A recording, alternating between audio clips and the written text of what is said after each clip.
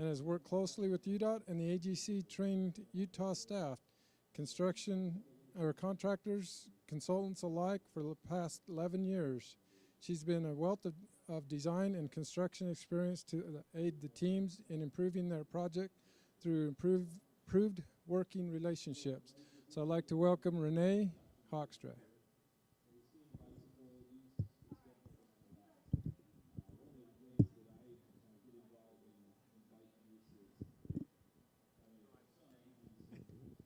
I could mime it if we want.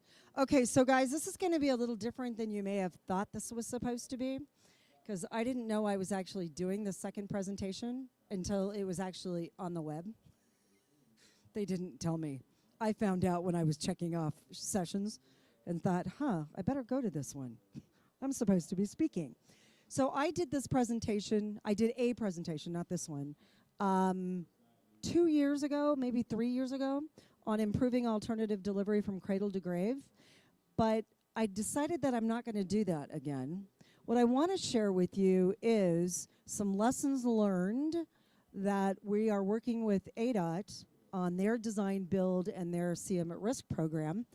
Their CM at Risk is the same, very similar to your CMGC, except for that we don't ask for pricing at all. Caltrans is actually, they're doing CMGC with no pricing. So it's all qualification-based selection. But what I wanted to share with you are some things to understand if you guys are running into these challenges, some of the things that we're doing with Arizona. I've been actually leading, for all of their CM at Risk projects, I lead a scoping session, and then I've also been leading risk and VE workshops for their CMAR projects. In fact, all of them over the last 4 years or 5 years. So, and you'll see that, Julie is not here. She's here in spirit. Julie Cleaver is the Deputy State Construction Engineer for Construction and responsible for alternative delivery. So, I want to talk about the lessons learned process that we did. I want to talk about mutual challenges and opportunities with both processes. And then the challenges and opportunities related to each of these individually. And some of these might sound familiar to you because it's interesting, we're running into some of the same problems. I've been doing design build in CMAR or CMGC work for CDOT, so Colorado, Nevada. I actually helped them with their first design build and their first CM at Risk project doing a very first DDI. It's like, great guys, let's do both brand new things all at once. Let's figure out if we can really frustrate the team. Caltrans, I've been helping them with their CMGC, trying to help them with their design build, but they don't really want to go there. They're doing it, just having some challenges. So the lessons learned process, I ended up doing an evaluation in 2011, and we've updated these. Actually, Julie provided some updates on what they're actually doing in ADOT after we did this. But I did it on 3 CMAR projects and 2 design build projects. And I actually interviewed all of the individuals involved. So with ADOT, it was design, CNS, which is contracts and specs, because they actually write a lot of their own specs, and construction. The CMAR, or the design build firm, the consultants that were involved in design and construction, and then they had a separate contract, which is what we called APDM, which is Alternative Project Delivery Method. They had an actual consultant that was a part of this, and many of them actually provided the ICE, as well as helped with the process as we were going along. So the questions that I asked them were related to these things.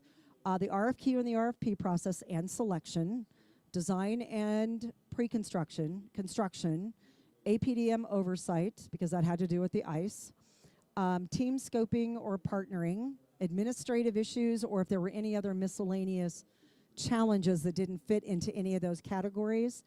And then we actually identified, and by the way, I did use some UDOT best management practices, but I also used other best management practices from across the nation on things that they could think of and then they could look at. So if we look at both design build and CMAR or CMGC, we talked about the selection panel. And one of the problems that we were having is that the panel members in the selection no experience in the process. So how do you select the best design, build, or CMAR firm based on qualifications if you have no idea about the process. So we identified that as a problem. And so now we're also focusing on, what happens is they're focusing on the process experience, not just project experience. They're also doing formal training of the panel members on evaluation and selection. So they are training, and by the way, by legislation, they actually include a contractor and a consultant on the selection panels who are not actually chasing the job. So they realize that they need that additional input to improve their programs. They're doing a kickoff meeting now to educate the panel about the project. They've got guys sitting on the panel that have no idea about the project, and that is not beneficial. So now they realize that there is a need, before we even start doing a review, to educate them about the project. And they've now added a standard deviation to their selection, which eliminates a high or a low rating, because they've realized that there's been some fluctuations that have created some really bad selections. So they've now added a deviation to their process. Project team members. What they have also found where they have had a problem is a lack of consistency from beginning to end. We had one project that was a brand new interchange, and on ADOT's side and on the contractor's side, the PM and the RE changed 3 times from design through the end of the project. And by the way, they identified that as the most difficult thing. They were still very successful, don't get me wrong, but it became a huge struggle. So that consistency in personnel was important. So what they've done now to change it is a commitment is now required from the design builder or the CMAR team that any key personnel changes must be approved by the DOT. They can't just randomly make changes.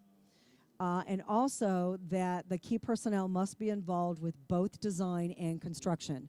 What was happening is the contractors had a pre-construction services manager, and then they'd throw it over the fence to the construction guy. And the other issue we ran into is the RE had not been defined during design. And we make a lot of decisions in pre-construction services and in design that if the RE is not involved with it, he's out managing a project, he has no idea why decisions were made, and related to innovation. So again, it's one of those things that we need to make sure that the right people are involved. So the challenges that we saw for the RFP and the selection process, everybody had said that the RFP documents were well prepared. So that is really key for you, is to make sure that you even ask whether it's design build or CMGC, is it a good set of documents for you guys to actually prepare your proposal or your bid, whatever you're working on. The designer in a CM at risk or CMGC needs to know that this is going to be bid that way. The reason being is that we've noticed that the designers are much more involved with a lot more hours during the design process than a standard design bid build. And we got a little abusive with our design teams, expecting them to do all these meetings, and there was no budget for them to do additional meetings. So we need to make sure that the designers and the consultants know, if we're doing CMGC or CM at risk, that there is a huge involvement. The CMAR needs to be selected earlier in the design process, and I'm still running into this with a lot of the agencies. They're selecting the CMGC or the CMAR contractor at 90%, even at 60%. What that means is, we're still going to benefit, don't get me wrong, because at least I'm going to get my contractor to have one look. But that's all they're going to get. And then I've got agencies who think that they're getting the same level of involvement by that CMAR or the CMGC contractors if they were brought in at 30%. And they're not. Because at least at 30, there's a 3-time look. If I'm at 90, I'm going to see it once and only once. So we're going to have a lot more change orders than what we would normally expect. And so there's a big education process that needs to happen if for some reason they don't do it until 90%. The optimal timing is before the development of 60% plans. Optimal time is at 30. CMAR should be under contract, not going through the selection process. The problem here is we've identified that this is going to go CMGC, and the designer continues to design. So by the time they actually go through the contract process, because that's been a little lengthy that they're trying to work on, we're already way down the road in design, so it's been a problem. So again, make sure that we are getting them involved. In fact, what I'm looking at now at ADOT and many of the municipal agencies, we're selecting the designer and the CMAR at the same time, or the CMGC. Much better benefit, because you know what? We're starting out as a brand new team, and it's a really great opportunity to learn together. We also have a challenge with the selection of only contractors with CMAR or CMGC experience. Well, now there's a problem with this if you're a contractor and you've never done this type of work. Does anybody understand that? Because then we get into the problem with the haves and the have-nots, and they get really frustrated. How can I get in and do a project if I've never had the experience?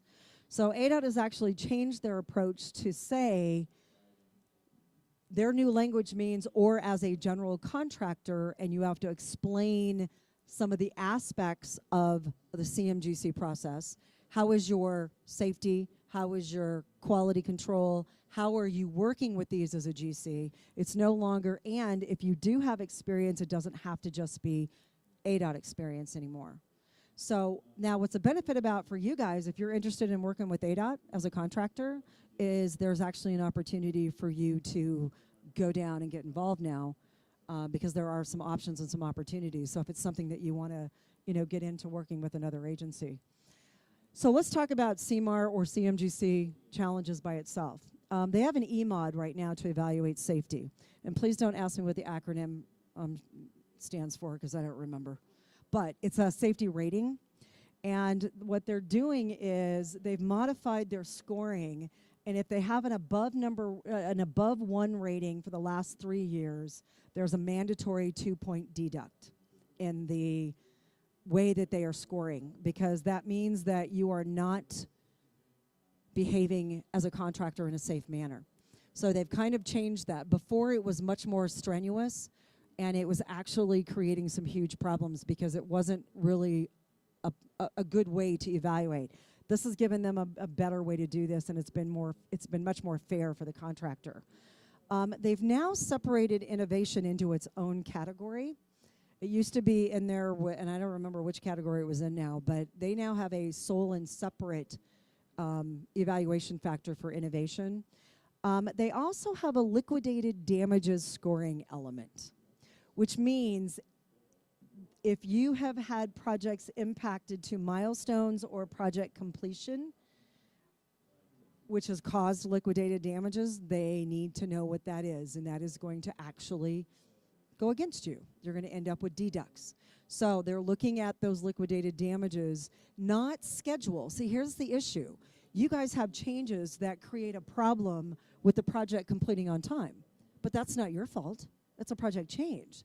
So they've specifically equated it to liquidated damages, so that, again, they're trying to be fair in those evaluations, because just because the project isn't completed as normal or as it should have been doesn't mean it's your fault because you can't manage schedules. But if it's because of other things, that's what they want to look at. And now they also have a cost escalation scoring element, which means, have you had any escalations over the district engineer's level? And they want to know why. So they've taken this a couple of steps further as it relates to understanding how you are as a partner and how you manage your own projects. And it has nothing to do with CMAR or CMGC. It has to do with any projects. So they're using all projects to evaluate your ability to be a good one. So during pre-construction and design, and by the way, the majority of the problems that we're seeing in CMAR and CMGC are at pre-construction. Because by the way, when it comes to construction, that's what you guys do. The problem is what we're doing in pre-construction that we're not really good at. So there's a lack of understanding of the CMAR or CMGC process versus design bid build or design build. We're still running into a problem where internally within the DOT, we're having a hard time with existing processes, or we've done enough design build that now I'm trying to make the CMAR look like a design build.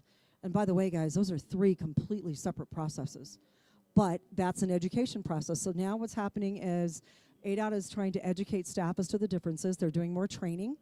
So continuing to make sure that our people understand the difference. We're also holding a team scoping, otherwise known as a partnering session, but I don't call it partnering because it's confusing. Because at pre-construction, we don't talk about construction issues. At pre-construction, we talk about design reviews. We talk about comment reconciliation. We talk about cost estimates. We talk about the ICE's involvement. We talk about things that would happen during pre-construction, budget management. Not construction, because we're not in construction. It's a completely different, and by the way, in the field guide for you guys at Udot, there's a whole chapter on what should be occurring for design build and CMGC projects in that first partnering / scoping meeting are the things that should be talked about, not construction. So you might want to take a look at that. Also, the contractor staff needs to be educated as to the process and expectations of the process. And I know UDOT has tried to eliminate any of the at-risk pieces because they're not seeing that necessarily as a benefit. Every other agency does not see it that way. A lot of these guys still want to make sure that they're talking about that, by the way, CM at risk means that there are some risks, and for the contractors to understand what that means. But we need to talk about what the expectations are of the process that we're in and what are the processes that we're using to talk through this. The right individuals, and I briefly touched on this, not involved at the appropriate times. So for ADOT, these are the guys that need to be involved during pre-construction services. The project manager, the resident engineer, design leads, the district engineer, public outreach, and in this case they have CNS because they write specs for the project as well. They also do cost estimates. So they do their own separate cost estimate. And some of the challenge that we've run into are distance challenges because the projects are located, which you guys have the same issue, out in the middle of the nowhere, and so we're not getting the right people involved. And so that's something that you need to consider to make sure we don't run into some of the issues with communication. For the designer, the project manager, design leads, and again, public outreach. And for the contractor, it's the pre-construction services manager if there is a separate one, the project manager to be assigned for construction. Now, mind you, a lot of contractors are now, some of them are including those as one position, but I still have contractors around nationally that still have two separate individuals. The lead cost estimator, field engineers, and any subcontractors involved in pre-construction. By the way, I don't know how you guys are doing with this, but we got really abusive with our subcontractors for a while. My contractors were calling them and asking for them to do out-and-out bids to help them with their cost estimates and not paying them to do them. And they got to the point in Arizona where they finally said, not doing it anymore.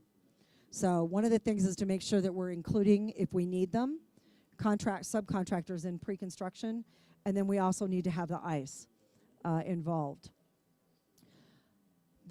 If we still talk about CMAR, we're having challenges with understanding our overall roles and responsibilities. So again, during the team scoping workshop that we have at the beginning, it's clarifying all roles and responsibilities for all of our, ADOT design team, CMAR, and stakeholders. And if it's an internal design, they need to be there. And by the way, this is a really big issue for Caltrans because, they do almost all their own internal designs, and they really need to understand that this is a different animal. And that's been kind of a struggle for Caltrans. Some of the things that we identified where ADOT was really frustrated with my CMARs is them really understanding their roles and responsibilities and being more engaged. I have sat with some CMAR firms who have literally throughout pre-construction been very quiet. That doesn't really work. And so we really need to make sure that, as an example, ADOT says, look, guys, I'm expecting you to make recommendations for adjustments to road profile and alignment. If it's not working, I expect you to tell me that. They want phasing recommendations to talk about impact, the construction schedule to improve efficiencies, looking at approaches and balancing impacts.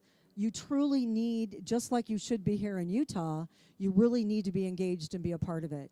And especially if you're a new contractor that wants to get in, the expectations is really make sure that you're involved. Make sure that you're a part of helping us improve the design. Now, you guys, and I know you guys already have a lot of stuff. There is a CMAR manual if you guys are interested on And I don't know. I think they've updated their design build, but I don't know. But it's available. But again, it provides better description of all involved. So they have updated it, and that is available. There also increased training for CMAR process to understand the differences. And here's where I'm running into a problem. And these are my PMs with my owner. A lot of times we're schedule driven. And my PMs for the DOT are not taking control and pushing the designers to get the job done. Review comments are lagging. Next thing you know, it's taken us forever to get a project out. And by the way, that's where the contractors actually make money, is when it goes out to bid and they do their GMP. So it's really important to understand that if you are a project manager for the DOT, your job is to drive the design. And sometimes we're not. And that's where the complaints that we're getting. So just, I don't know if you guys are running into that problem, but it has been a challenge. The design schedule. That lack of strong leadership to control the design schedule, causing extended schedules and increased costs. The team needs to identify the criticalness of the schedule on the project. One of the first questions that I ask you guys at that scoping meeting is schedule a driver? Is there an impact? Is there an important aspect?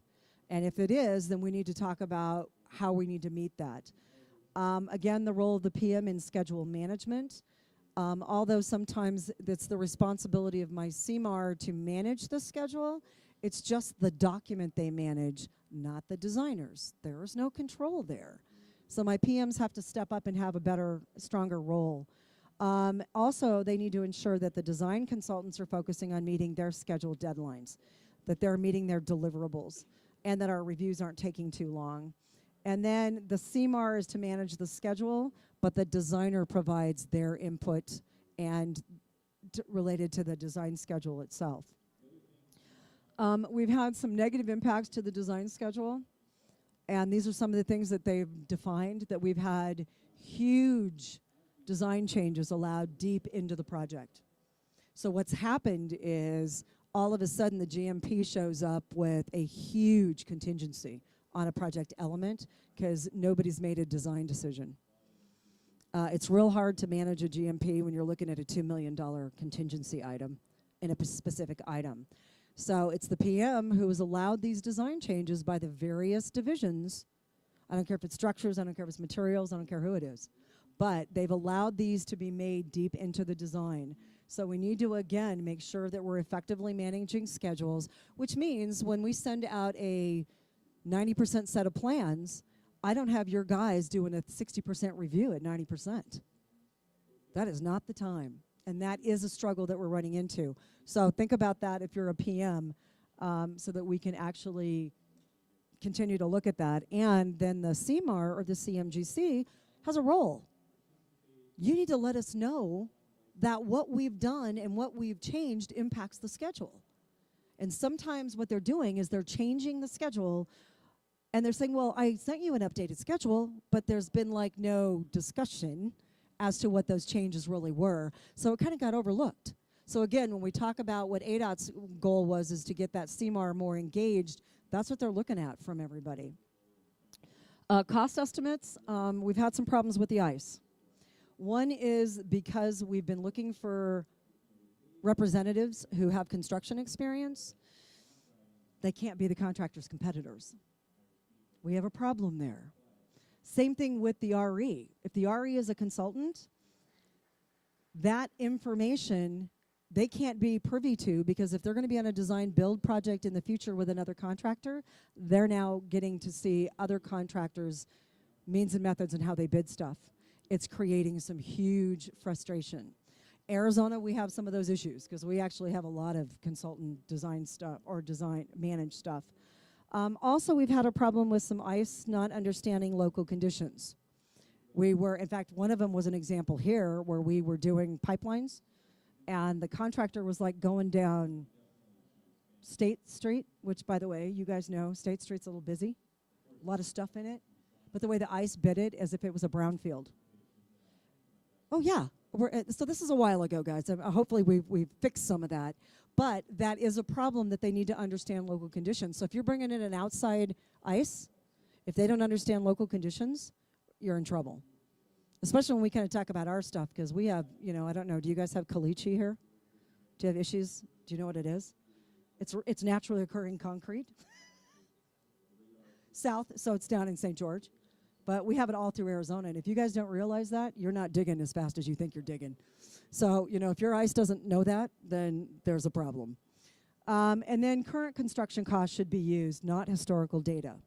We've been running into a problem where we can't get close because historical data, especially if you're doing a new type of project. So I'm doing a Verde Bridges, and it's a whole bridge rehab job with granite up in NDOT. There isn't even, this is so new, the work that they're doing, there's no historical data.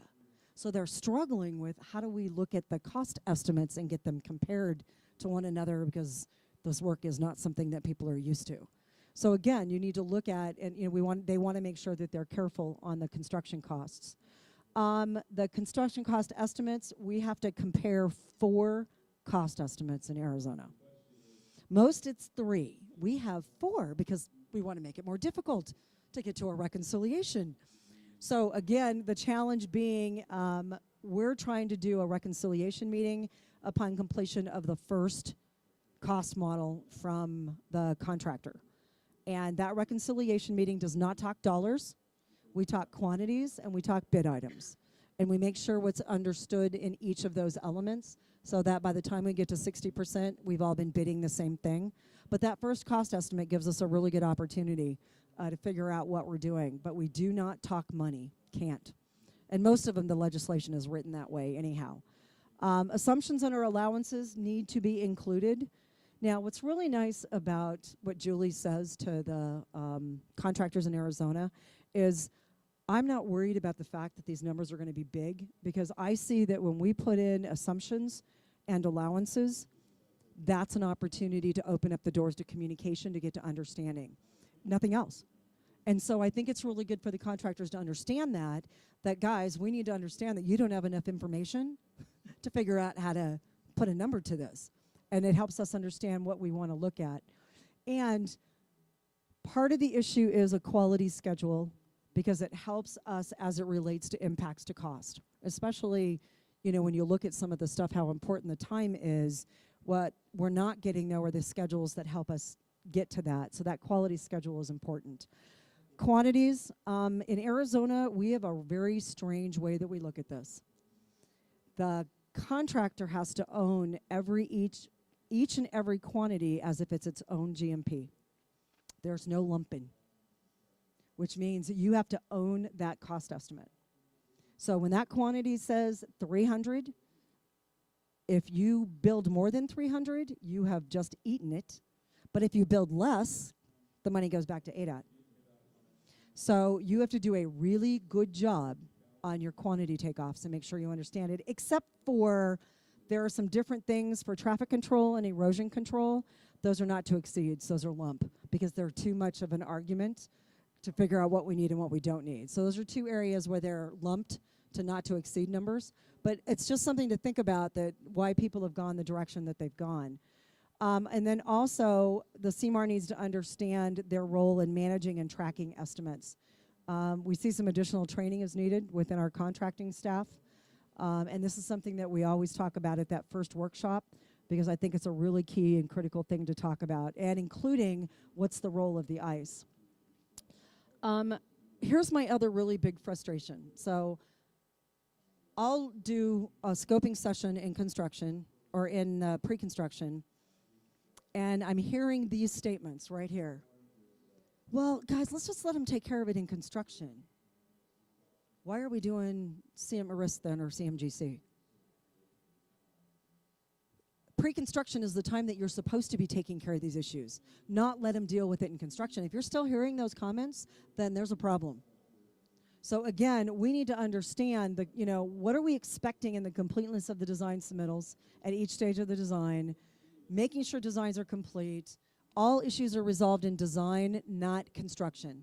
Understanding that you guys are going to run into construction issues, but we need to really look at this. And errors and omissions from the designer are fixed in design, not in construction. That just leads to change orders. It doesn't make any sense when you got the contractor and the designer sitting around the room together. We should be resolving these issues. One of the things that we've been doing with ADOT is we're doing the risk register and we're doing a value engineering workshop. These last about 3 days, and we're literally doing formal value engineering, which means it is a requirement that the contractor bring all of their innovation ideas that they put in their proposal. They got to bring them to this workshop. And we're going to evaluate them based on the performance attributes that are established, and they're going to be evaluated just like any of the other new ideas and opportunities. This has been a fabulous workshop. Contractors have walked out of these and have been absolutely excited. And so we've actually put a separate type of workshop together where we're addressing both both risk and value engineering. Change orders. You guys realize that they still exist, right? Even in alternative delivery. One of the things I make everybody talk about at the team scoping issue is what's the definition of a change? And we're going to agree today before we get out in construction. Because our problem is we're not paying attention. If we have too many change orders, what does that mean happened in pre-construction? Not the right things. Which means we didn't solve our problems. We waited. And by the way, the contractor's going to lose here. Because what's going to happen is we're going to say, that was your job. And Julie has this, lovely example that she likes to use related to the standpipe. So one of her jobs, they were out walking the job site. We're in CM at risk. And there's a standpipe sticking straight up out of the ground. It did not make it into the design plans. Contractor looked at her and said, yeah, but it's not in the design plans. I didn't include it. And she said, it was showing. This is on you. This isn't on the designer, and it's not on ADOT. So anything that she talks about, same thing with driveways. Okay, guys, you noticed it. It is a 50-foot driveway. You walked it. You're out there. You have to pay attention. You can't put that on me. So she tries to make sure that, you guys are accountable for these kinds of things. We also talk about what's expected from each other on constructability reviews, biddability reviews, and identifying existing conditions. And we also define scope versus at risk.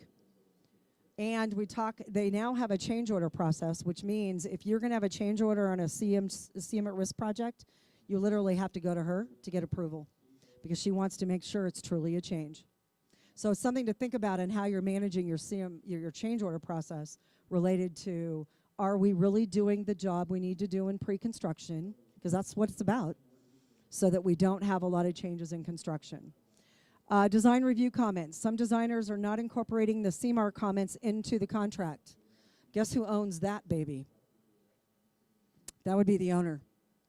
So we need to make sure that our comment reconciliation is truly working and that we're paying attention, because it's a really key and critical part of this.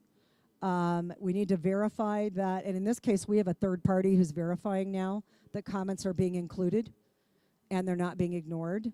And then with ADOT, they have CNS involvement, so that's the estimate. They're reviewing specifications and writing some, so they also need to be involved. The other problem is lack of urgency. We're not understanding how important the design and the schedule is, so we need to start making our consultants or our internal designers understand the urgency of design. But these are all the things that we looked at. ADOT does not use contingencies. They only use allowances.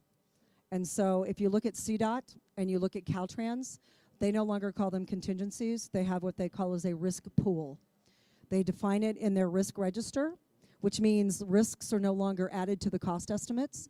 All of the risks are accounted for in the risk pool, and budgets are made available. Kind of what Michelle said if you'd gone to the AGC meeting this morning. That risk pool is then identified and available and defined, which means we all understand what we're using it for. So for example, we were doing the bridge up in the Virgin Gorge. It was on the Arizona side. And we realized that if there was a big rain, it was going to wash out the temporary bridge crossing. We said, okay, guys, we want you to bid one time, but we're going to put in the risk pool a contingency to allow you to rebuild it 2 more times. Because we realized we have no control over the weather, guys, right? So there's a real good opportunity for you guys to identify the limits of risk and what the contractor needs to own and what the DOT needs to own, and make sure that you're looking at that. Again, we're having a problem with subcontractor selection, but most of the time it works really well. But I will tell you, traffic control has been our biggest issue. They're actually talking about making that qualification based, even as a sub, because there's been too much of an involvement, and they've made commitments and they can't follow through on them. So they're looking at traffic control as being one of those to focus on more qualification, and making sure that we're looking at the right people. The GMP negotiation process is also taking too much time, which means we can actually negotiate fees and general conditions ahead of time. Don't wait till the GMP. It's taken us too long. Their quantity reconciliation process is helping, but we talked about and we identify it at every beginning of every workshop. How much time does the DOT need to look at the GMP, to review it before we actually sit down and negotiate? So talk about that at your pre-construction as well, and make sure that you understand what we're going to do. But what's really important here is the CMAR has to be able to explain the basis for their bid. You really have to make sure that you're sharing that information and you can talk it through. Because if you can talk it through, she's more than willing to accept it. But you need to understand your own basis for the bid. And then in construction, I kind of already alluded to it. We're still too many change orders related to design changes, added work, errors and omissions, and unforeseen differing site conditions. Can't do anything for the unforeseen differing site conditions, but we can on the other stuff. So we need to do a better job in pre-construction. Defining a change during the team scoping workshop helps us now know before we go into this. So maybe we'll do a better job in identifying issues up front. Also, the CMAR understanding their risk related to quantities, and they actually have now additional checks and balances to make sure that we are getting what we said we needed in the bid. And they're now allowing the CMARs to roll fees into unit prices and roll up to 10% for mobilization as soon as the GMP is negotiated, because they've realized it's taken too long. So they're realizing that that's a negative impact to the CMAR, so they're allowing that to roll that up at a sooner time. And then we talked about partnering, and again, the team scoping workshop, if you guys will look in the, I don't remember what chapter it is, but it's in the field guide. It'll tell you all the things that you want to talk through related to this. And we're also trying to make sure that ADOT has a partnering office that they don't really understand the difference either. And they're facilitating some of their workshops, and they don't understand that there's a difference. If I look at design build, they're also having some issues with the lack of consistency with approach, which means, again, there's some design build training that needs to happen, PM design and construction, and this is all internally. And what we're trying to get is experienced PMs to work with inexperienced PMs so that we can help train them. I talked a little bit about that with problem solving. And we're now focusing on staff selection to find the right individuals who can accept new approaches. Because you can't fall back on that's not the way we do it anymore. It doesn't work. The RFP and selection process for design builds, we're finding a lot of ambiguities and conflicts in the RFP, which means it says one thing in the RFP, something else in the spec, something else in the specials, and they don't know what to bid. So they're actually now looking at third-party document reviews. If you guys are struggling with this, and there's a lot of ambiguities on what the heck is you're supposed to be doing, you might want to look at third-party reviews before it ever goes out to the contractor for a proposal. Hurried approach to design build, the documents are lacking a good review. Again, maybe there's a way to look at the RFP package, including the RFP, and figure out if there's some changes that we need to make. But because all of a sudden we're in that hurry up mode for design build, we're seeing some quality issues in reviews, and the DOTs are not happy. The selection process, we're still having specialty subcontractor challenges with design build. Again, more specific for traffic control and expectations in the RFP. They're even looking at exploring options to incentivize traffic control and see if there's a way to do that even with the design build. Also, the design builder needs to be aware that your sub's ability to actually perform in a design build process. Subcontractors are not realizing the schedule driven. So make sure, because you get to pick best value, make sure that your guys understand their role in this. Performance versus prescriptive language. I've been doing value engineering workshops where we're actually reviewing the RFP docs themselves. All of my agencies are struggling. You guys have actually been better than most, but we're still, what I understood and I heard this morning in a conversation with somebody, that we're still struggling with performance versus prescriptive specifications. We tend to want to control, but if you guys need to control, don't do design build, because you actually lose all the innovation. So we need to write better performance specs so that you guys are happy and you're comfortable, and I'm not sure we're doing a real good job with that. And there are a couple agencies that, I mean, WashDOT is struggling big time, and they've had some $100 million snafus for some really big projects that they've gotten in trouble, and it's all been around performance versus prescriptive. So you might want to make sure that you're doing well with that. They're adding language to documents to allow additional innovation now, which means it's not just what's in the 30% plans. And the word match existing, there is an opportunity to question what's existing. So we're giving them an opportunity, and we want the design builder to start questioning what's going into this. So we're reviewing the documents prior to release to the design builder and the proposals. They're also looking at weighting factors, evaluating the need for accelerated schedules, including that in the RFP. You guys have done price plus time for a while now, so I think you kind of know how to look at that. But in certain instances where schedule is really important to design build, they're actually looking at, can I put this in here as almost like an A plus B as part of the review? So they are looking at that. The ATC process, every time I talk to an agency about the ATC process, everybody says it's a work in progress and we're struggling. I have heard problems here. I've heard problems in other states where a contractor submits a technical proposal and somebody on the owner's side says, well, you know, everybody should know this. And the next thing you know, that ATC information is shared with everybody, because they saw it as not necessarily an ATC, they saw it as an identified problem with the existing plans. So there's a real problem here with identifying what truly is an ATC, what truly is something that somebody else needs to be aware of that's also bidding the project. So I don't know how your ATC process is working. They're now doing 2 ATCs in Arizona. They've added a second to allow further discussion and make sure we're all understanding what the ATC means. And that goes back to this issue of an ATC versus a scope clarification. What's the difference? So you need to make sure that you really understand that. The ATC process needs to be better understood and improving consistency. So ADOT's working on it. I know CDOT struggles with it, Caltrans.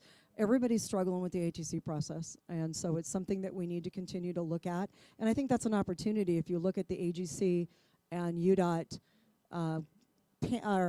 committee that you guys have, that if there is an issue, this would be a real good thing to talk about.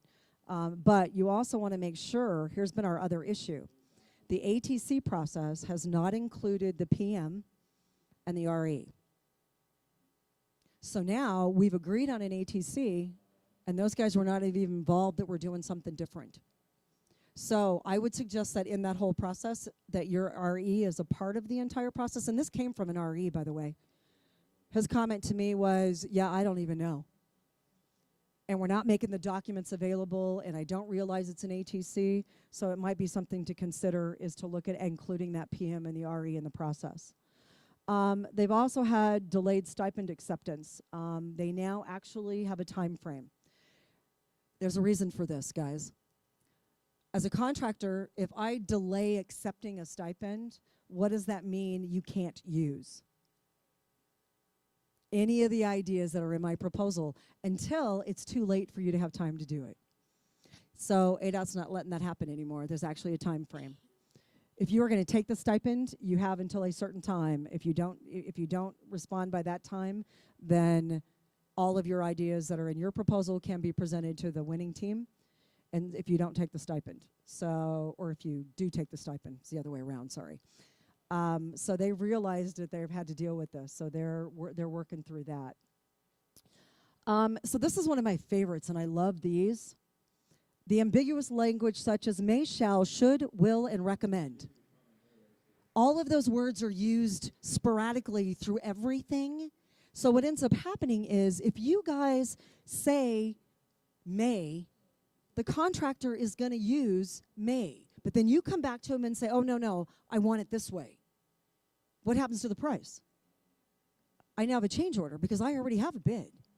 So our ambiguous language that we use throughout all the documents is bad. If it is a shall, which means it's prescriptive, identify it as a shall. You can't just do it, and that's what we're seeing throughout the entire thing is this. You know, is it a guideline or is it a spec? Because a guideline means, yeah, take it or leave it, right? It's not the way a contractor looks at it. Because if there's a cost impact or a schedule impact, they're going to take the guideline, say, well, I don't have to do it that way. That was a guideline. If there's something that you have to have, then that needs to say shall. May, should, will, and recommend, or will is a shall, but may, should, and recommend, who the hell knows? The word guideline, same thing. So you may want to look back at your documents and figure out, are we creating our own problem as it relates to changes? Over-the-shoulder reviews, those are fabulous when we understand what they mean. New people to the industry who do not understand that are so afraid to have a conversation because they think it's a commitment. And it's not. It's not a commitment until it goes down on the plans and we've actually gone through that.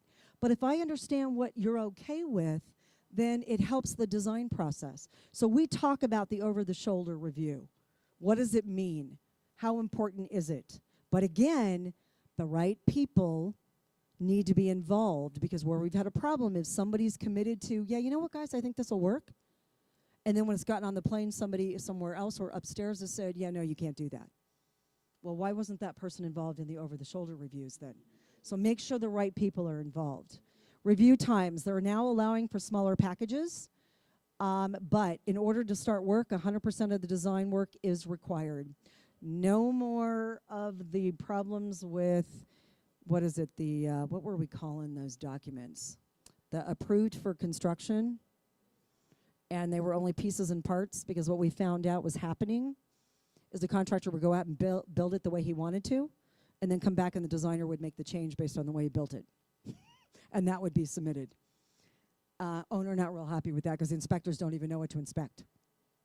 So they don't allow that anymore. Everything has to be 100% approved. It can be in smaller packages, but whatever you're going to construct, there has to be 100% design on it, because they don't want to run into that problem anymore. And we discuss all this stuff at that first workshop. Review comments from the viewers not understanding the RFP documents. So I have a bunch of guys reviewing documents that have no idea that we made commitments to do something differently.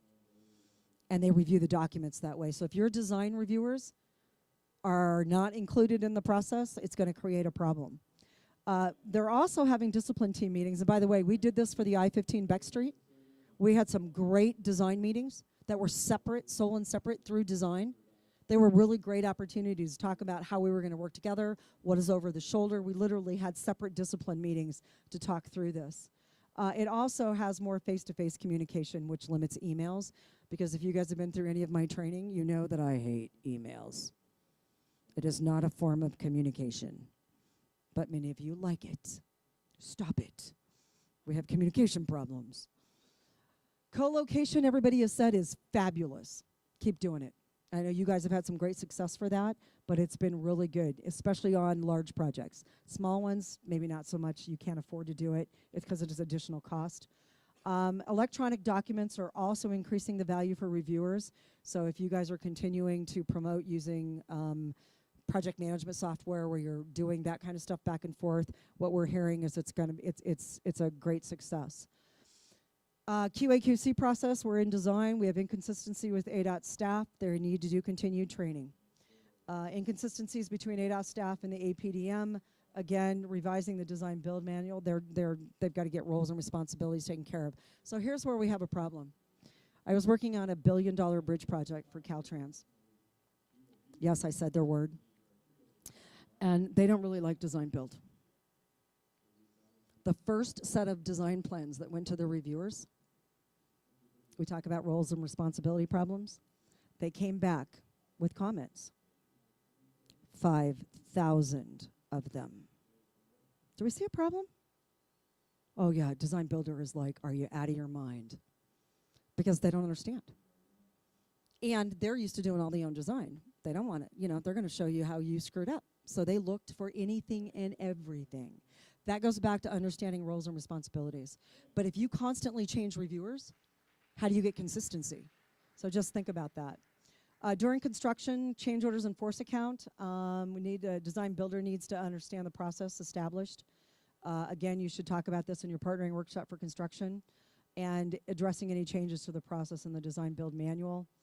They're trying to handle non-compliant work. They're still working through how to handle that.